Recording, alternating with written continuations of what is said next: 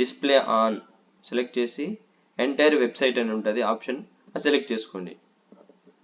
మళ్ళీ user roles select అని click చేసి ఆల్ అనే ఆప్షన్ ఉంటుంది, క్లిక్ చేయండి. అంతే, పబ్లిష్ క్లిక్ చేయండి. ఓకే, ఇప్పుడు హెడర్ని క్రియేట్ చేసుకున్నాం. దాన్ని ఎలిమెంటర్తో ఎడిట్ చేద్దాం.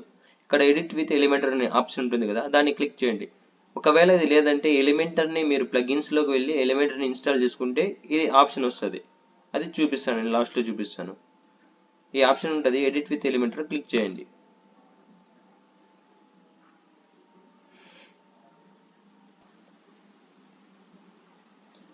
ఓకే, ఒకవేళ మీకు సేమ్ ఇలాగే వచ్చిందనుకో option, the preview could not be load అని వచ్చిందనుకో, బ్యాక్ వచ్చేసి వర్డ్ ప్రెస్ డాష్బోర్డ్లో మనం ఒక సెట్టింగ్ చేసుకోవాలండి.